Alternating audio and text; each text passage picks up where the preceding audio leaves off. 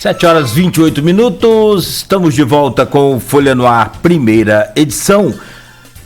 Antes de trazer o bom dia aqui do doutor Sebastião Campista, rapidamente eu vou voltar. Arnaldo, eu acabei perdendo o contato dele aqui, né, o áudio dele aqui no bloco anterior. Faltava ainda repercutir mais um assunto importante, então peço desculpas aí, doutor Sebastião, ao senhor. Muito obrigado. E obrigado pela compreensão também aí os nossos ouvintes. E a você, Arnaldo, já o fiz aqui internamente, faço ao vivo também, me perdoe aqui, eu acho que o fone soltou, né? E eu acabei perdendo o seu áudio aí, me perdoe. Você falava sobre a questão da delegacia de Guarulhos, que foi oficialmente inaugurada ontem, com presenças aí, né, de militares e civis também. Exato, Nogueira, mas vamos no jogo rápido, né? Só registrar a inauguração, uma parceria público-privada aqui em Campos. Compareceram o secretário de Estado de Polícia Civil, o diretor do 6º CPA, e também o prefeito Vladimir Garotinho, atual prefeito, o ex-prefeito Rafael Diniz, o juiz do trabalho Cláudio Vitor de Castro Freitas e o procurador do Ministério Público do Trabalho, Rogério Guimarães, entre outras autoridades.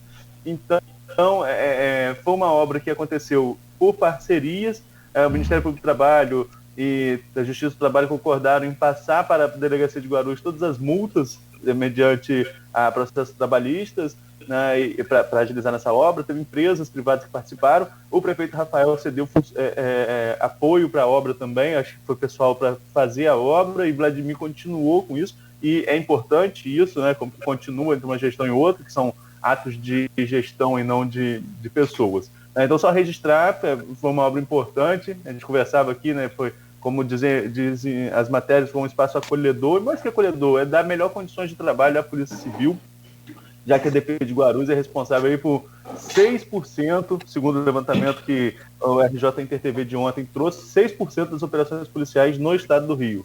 É um número alto para uma delegacia de um subdistrito de uma cidade, né, 6% das operações. Então fica aí registrado, parabéns ao delegado Pedro Emílio, que conduziu esse trabalho, e a delegacia foi inaugurada. E faltou falar também, estou vendo que tem bastante gente de São Francisco acompanhando a gente, né?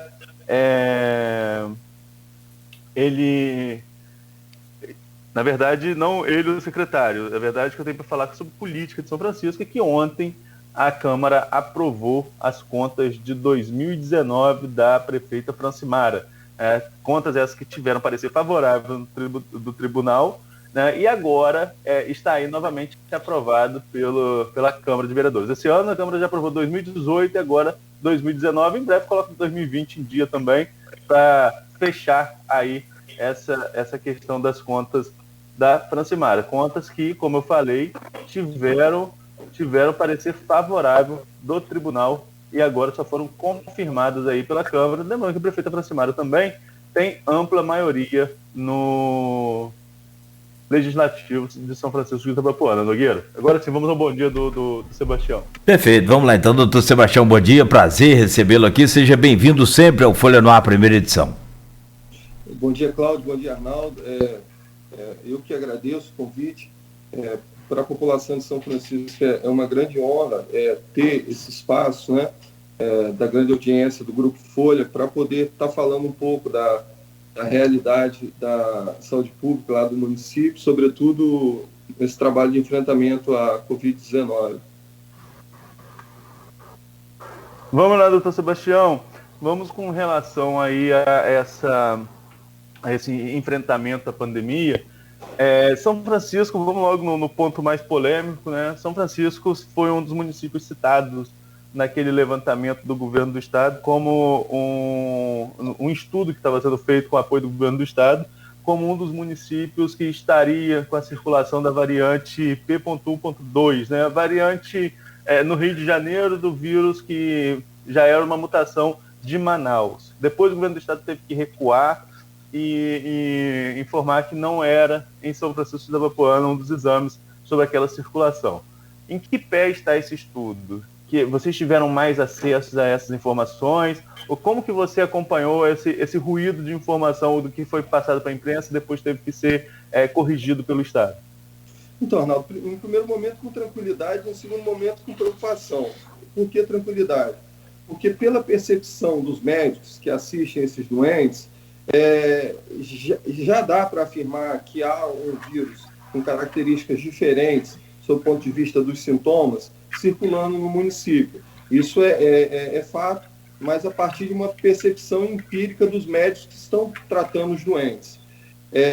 A confirmação científica, ela viria, na verdade, com o perdão do pleonasmo, confirmar aquilo que os médicos já estavam constatando.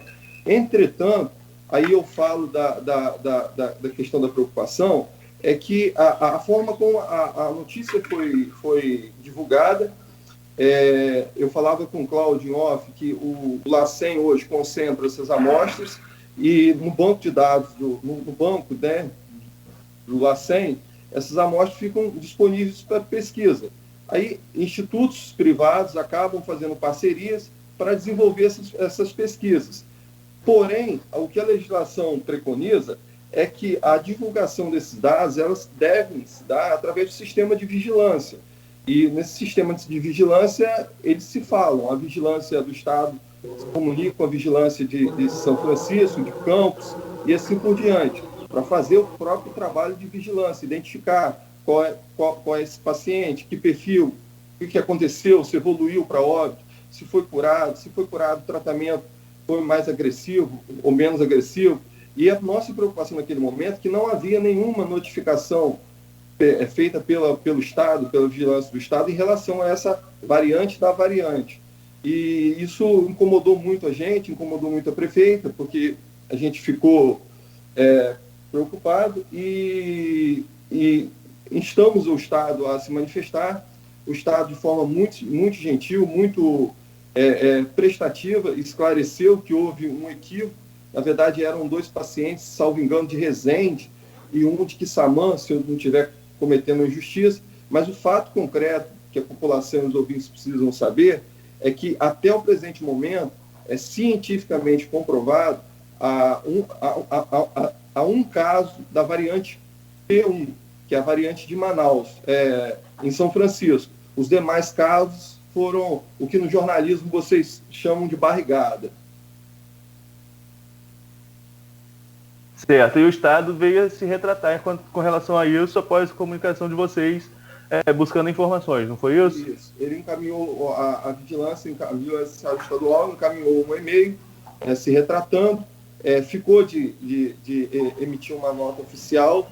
Eu confesso que eu não sei se essa nota foi emitida, mas eu tenho o e-mail, se quiser até disponibilizo para vocês, do Estado fazendo essa retratação, ponderando essa questão do engano que houve, né? Hoje, qual é a situação da pandemia aí em São Francisco, Sebastião? Como que... eu falei aqui de Campos no bloco anterior, falando sobre esse platô alto em número de casos e mortes. Casos até estão mais controlados, mas ainda estamos com um número persistente, alto de mortes aqui no município. Estamos falando de um município muito maior, né? População mais de 10 vezes maior do que de São Francisco, território também muito maior. Qual é a situação hoje em São Francisco de Itabapoana? Então, na verdade, engraçado que antes de sair, eu vou ao município todos os dias. Hoje eu estou fazendo aqui a entrevista aqui em Campos, mas já estou indo para São Francisco. E a gente percebe, a percepção é de uma aparente normalidade. No entanto, quando você vai até o hospital, você percebe que a situação está muito distante de uma normalidade, entendeu? Para você ter uma ideia, ontem eu saí do Hospital Manuel Carola. Nós abrimos 24 leitos, 4 com suporte respiratório, com leito de suporte ventilatório, né? E 20 leitos clínicos. Tinham 22 pacientes internados lá. Essa semana a gente chegou a ter 28. Então, assim, é uma normalidade que ela não se comprova na realidade prática do hospital. Então, os casos, eles continuam em uma crescente. Para você ter uma ideia, eu até anotei aqui para não ficar uma coisa subjetiva, o nosso pico em 2020 de atendimento no centro de triagem foi lá em dezembro, quando nós tivemos 2.691 atendimentos no mês. Dezembro. A gente teve aquele primeiro pico em julho, com algo perto de 1.900 atendimentos por mês no centro de triagem. Aí viemos numa tendência de queda. Aí quando chegou em dezembro, esse número atingiu a marca de 2.691. E em março desse ano, nós registramos 3.500 atendimentos, e em abril nós registramos 2.972 atendimentos. Veja bem, se a gente tem hoje, em abril, um número de atendimentos superior ao que a gente teve nos 2 picos do ano passado, não dá para se falar em normalidade, entendeu? O cenário é ainda de muita preocupação, e 2 fatores nos preocupam mais ainda. O primeiro fator, eu falava com o Cláudio em off, é que a gente está lidando com uma cepa nova, com um vírus com características mais agressivas, né? E o segundo fator é que está atingindo uma população faixa etária mais jovem. Eu brincava com o Cláudio, tem 40 anos, então, assim, de certa forma, a gente já foi um pouco jovem, está naquela transição, e a gente, enquanto jovem, a gente acha que a gente não vai morrer, né? Então, a gente tende a demorar a buscar o atendimento médico, a gente tende a ficar mais dias em casa com sintoma, e quanto mais tempo a gente busca esse atendimento médico, menor são as chances de recuperação desse paciente. Então, esses 2 fatores, eles nos preocupam muito. O novo perfil desse vírus e a faixa etária na qual ele está atingindo. Doutor, com relação a esses dados que você trouxe em números, né, por exemplo, o pico de dezembro é nítido que é fruto da eleição. Né? E São Francisco teve uma eleição bastante participativa, a foto da vitória de Francimara foi bastante preocupante também, né, quando começou a circular, e depois a própria prefeita teve Covid, o marido, enfim. Então, assim, esse pico de dezembro parece ser aqui da eleição. Quando a gente vem para março e abril com esses números altíssimos, são 2 agravantes. Né? Além de verão e carnaval, já que São Francisco é um município turístico, e aí tem aquelas imagens de Guaxindiba, que, embora você não estivesse secretário no momento, mas certeza que você acompanhou. Então vem verão e carnaval, e aí esses números crescem em março, e aí já está disseminado, também vão crescer em abril com a circulação da variante, como você mesmo colocou. É mais agressiva, pelo menos na questão de contaminação, né? Porque pode não ser, não ter ainda comprovação de ser mais violento ou não, mais forte ou não os sintomas, embora o número de mortes tenha crescido, mas que ela se dissemina mais rápido, é normal. Passado esse período de eleição e de verão, você acredita de uma tranquilidade do município que possa fazer esse número baixar a partir de agora? Ou o município ficar numa estabilidade e depois começar a decrescer? Então, o otimismo ele se coloca em 2 fatores. Primeiro, na questão da imunização. Se a gente colocar um foco de observação em tudo que está acontecendo, a gente vai ver que a gente não está identificando mais notícias de morte de profissionais da área de saúde, notícias de doença, de agravamento de profissionais da área da saúde, e isso tem um porquê, isso não é acaso, é a imunização dessas pessoas que já aconteceram em um primeiro momento. Então, a vacina e o avanço, não só da primeira dose, mas do fechamento do esquema, né, da imunização com as 2 doses, é um fator de bastante otimismo para a gente. E um segundo fator é que, como a gente tem falado, e eu sou ouvinte do programa de vocês, as mortes começaram a ter rosto. E, diferente da primeira onda, esses rostos começaram a ser rostos de pessoas novas. Porque há uma tendência, né, aí a gente vai falar assim, sociológica, de um conformismo com a pessoa idosa que falece. Faleceu, estava na hora, viveu muito. Quando a gente começa a identificar pessoas jovens falecendo, vindo a óbito, isso choca e traz medo. E assim, é consenso nas nossas reuniões lá do grupo de enfrentamento à crise, a percepção desse medo.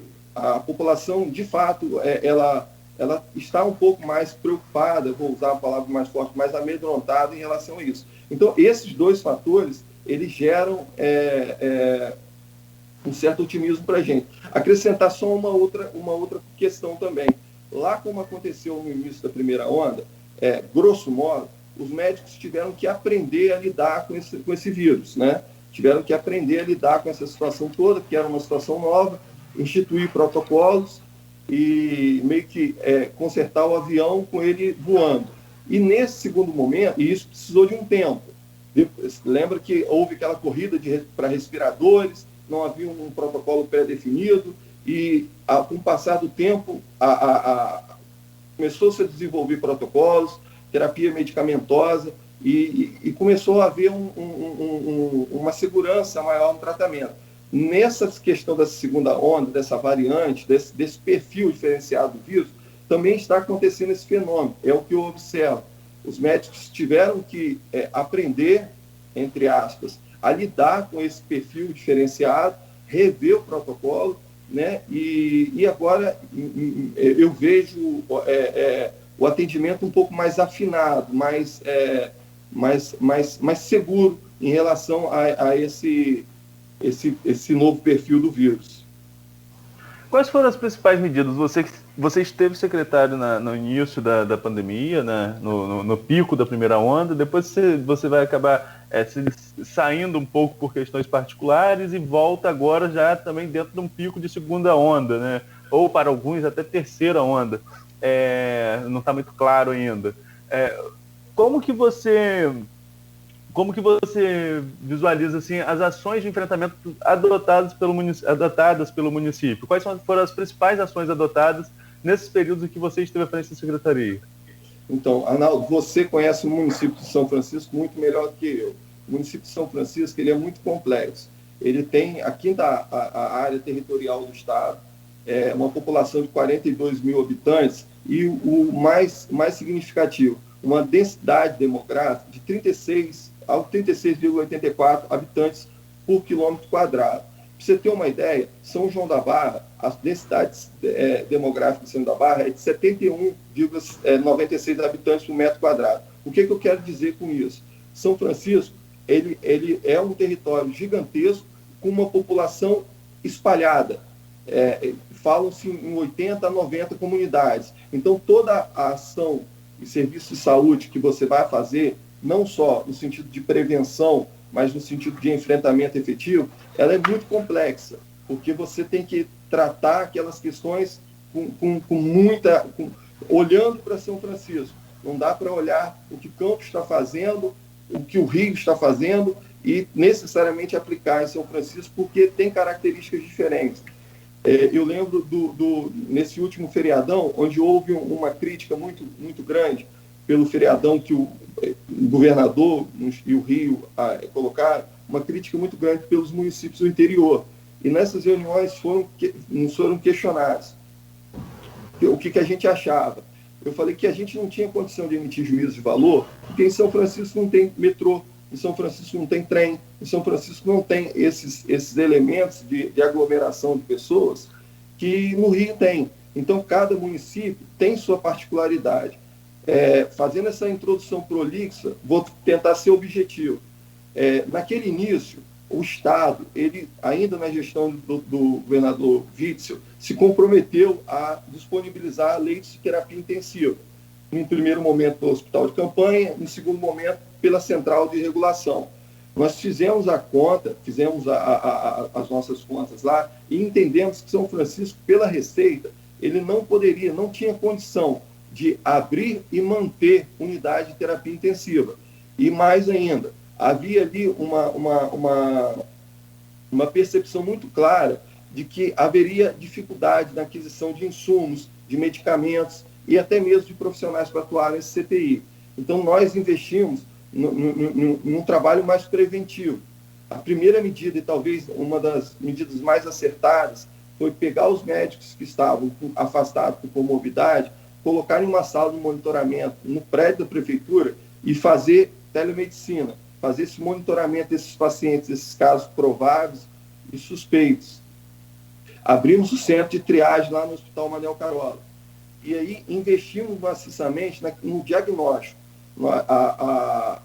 O governo conseguiu adquirir um tomógrafo de 16 canais, novo, conseguiu abrir um centro de diagnóstico ali.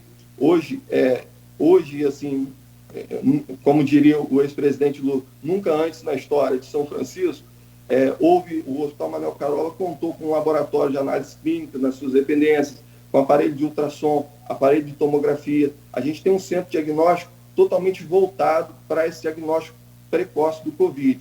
Foi reformulado os protocolos, né? Colocada uma equipe médica especificamente para fazer esse atendimento e uma campanha maciça de conscientização da população para que buscasse o atendimento médico aos primeiros sintomas, porque entendíamos que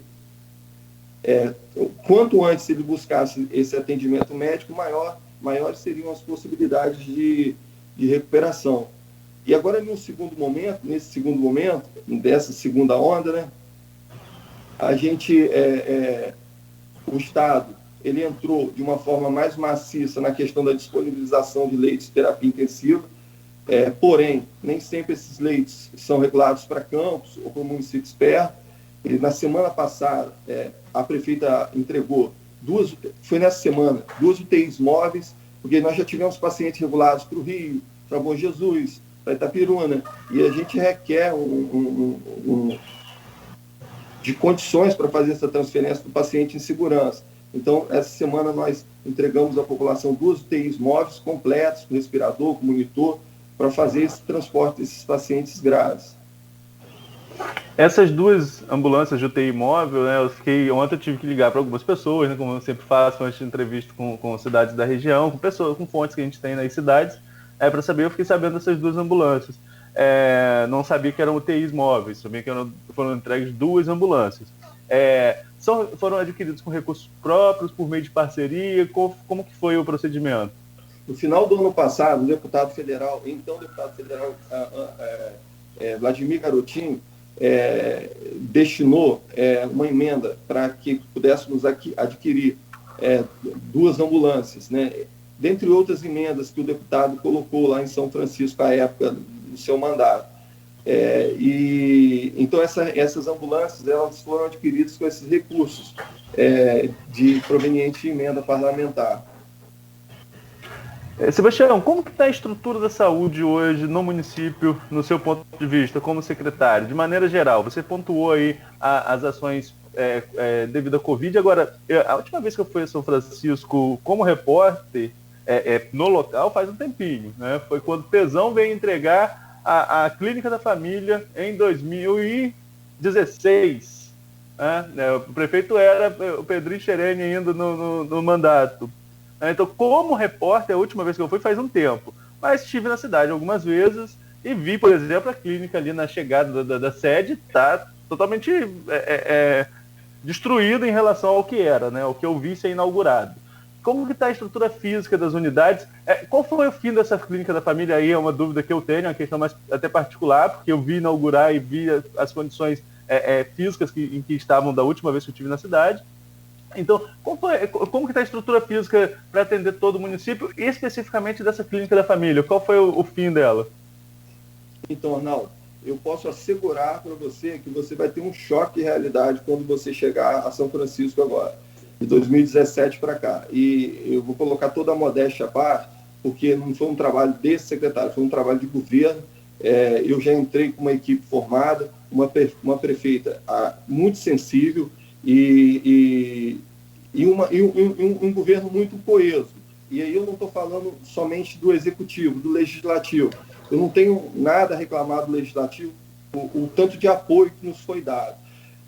São Francisco, Arnaldo, ele era um município, quando nós chegamos, totalmente dependente de Campos. Eu costumo dizer que a eficácia para São Francisco, o dar certo para São Francisco na área de saúde, era conseguir transferir paciente para Campos ou consolar familiar de paciente que veio a hora. Essa realidade a gente se propôs a mudar. A gente tinha um hospital que tinha um respirador emprestado, uma emergência que estava fechada há mais de 7 anos, entendeu? Obras como a unidade de Floresta, a unidade de Gargaú, que foram abandonadas. E nós temos muito, muito orgulho de dizer que nós reestruturamos a unidade a rede pública de saúde de São Francisco, justamente por uma percepção de que não poderiam mais contar com essa dependência de Campos, Por quê? Por má vontade de Campos? Não. Por conta da queda da arrecadação de Campos dos royalties, que isso é fato, isso não é culpa de A, B ou C, isso é um fato, e que se ficássemos esperando ficássemos parados, esperando, contando eternamente com Campos, a população iria ficar desassistida. Então, hoje a gente tem uma pactuação da rede cardiovascular com Itapiruna, a gente tem praticamente fila zero para cateterismo, angioplastia, o atendimento do infarto, ele acontece, a regulação do leito acontece de uma forma muito séria. A gente tem a parte da ortopedia de média e alta complexidade, a gente manda para Paraíba do Sul para fazer o atendimento lá. Nós recuperamos mais de 10 unidades de saúde, entre novas e reformas. Ali ao lado da Clínica da Família, nós construímos uma Double UBS, que é uma unidade de atendimento 24 horas. Se você se recorda da unidade que ficava na frente da igreja, que eu, como secretário, tinha muita vergonha de entrar, você hoje entrar na unidade 24 horas que fica ao lado da Clínica da Família, você vai perceber uma realidade completamente diferente. Ali a gente tem pediatra e médico todos os dias para atender as urgências do município. Isso foi um fator que nos ajudou muito no combate à Covid, porque a gente conseguiu tirar as crianças do Manuel Carola e disponibilizar o atendimento lá. Nós passamos de 6 para 9 polos de estratégia de saúde da família. Hoje a gente tem 75% da nossa área territorial coberta pelo Programa de Estratégia de Saúde da Família, o que facilitou muito as nossas ações, inclusive no trabalho de imunização. Em relação à Clínica da Família, a Clínica da Família é uma estrutura pré-moldada. Então, assim, em todos você pode ver que na UPA, em todas essas unidades com esse tipo de estrutura, com o passar do tempo, ela acaba se deteriorando.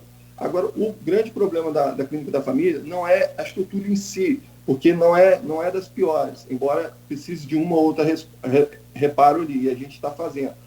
O grande problema da Clínica da Família é o volume de atendimento. Ela está em uma área central. E aí, mais uma vez, eu recorro à demografia de São Francisco. A gente tem ali, você mais uma vez, melhor que eu sabe, a gente tem ali uma concentração demográfica no centro, uma outra em Gargaú, uma outra em Barra, uma outra em Travessão de Barra, uma outra em Guaxindiba, e a partir daí você vê uma população pulverizada. Então é natural que ali no centro, a Clínica da Família sendo polo ali, ela acabe atraindo uma demanda muito maior. Adicionado a isso ao fato de que o Programa de Saúde da Mulher funciona ali, o pré-natal de alto risco funciona ali, mas a gente está tentando, com ações práticas, tentar desafogar esse atendimento. E para não ficar só no discurso, duas que eu vou citar aqui, nós descentralizamos a vacina, quando a vacinação estava sendo feita só no centro de imunização, que foi uma outra ação feita por esse governo, sobretudo após a conquista do soro anti-escorpiônico. Nós temos lá 3 freezers novos, inclusive o Ministério Público esteve lá nos vistoriando e teceu até elogios à nossa estrutura lá, a nossa vacinação de um lugar, de um polo, nós passamos a 10. Isso também aconteceu com a testagem rápida. Nós fazíamos o teste rápido só no Manuel Carola, que acabava tendo essa concentração de pessoas. Hoje a gente faz o teste rápido nesses 10 polos de estratégia de saúde da família. A gente, de certa forma, conseguiu pulverizar a prestação dessa assistência. Mas eu convido você a fazer uma visita à estrutura. Eu te garanto que você vai se surpreender. Ok, Nogueira. Muito bem, são 7h55, Arnaldo. Vamos a um rápido intervalo. Tem várias participações aqui no streaming da rádio, né? Aqui na página da Folha. Inclusive da prefeita Francimara aí, né? Rapaz, passou direto aqui, tem muito. É bacana, legal. Tem bastante, O Jairo e a Taina, que foram entrevistados, que era a secretária de saúde, foram entrevistados aqui também. Jairo. A Francimara também veio passando aqui. Uau, agradecer a audiência, né? E todas as intervenções aqui, doutor, elogiosas. e com agradecimento também, né? Mas se puder fazer um link aí pro segundo bloco, Arnaldo, rápido também, sem perder mais tempo, eu gostaria de falar sobre as medidas restritivas adotadas pelo município e como é que é o controle dessas medidas e também como que é feita a decisão, né, para a tomada dessas medidas. O doutor manter a gente aí sempre alerta, e o que pode e o que não pode hoje do município, academias, o município é muito grande, como ele disse, então a prática esportiva de fim de semana, aí, jogo de futebol, então, amador, né, sempre teve muito, não sei como é que está agora, ele mantém a gente aí atualizado no próximo bloco, por favor. São 7h59 agora em Campos, então um rápido intervalo, eu volto no oferecimento de Proteus, serviços de medicina ocupacional e saúde também, e qualidade certificada ISO 9001-2015 e também no oferecimento dos laboratórios Plínio Bacelar. Com a ajuda da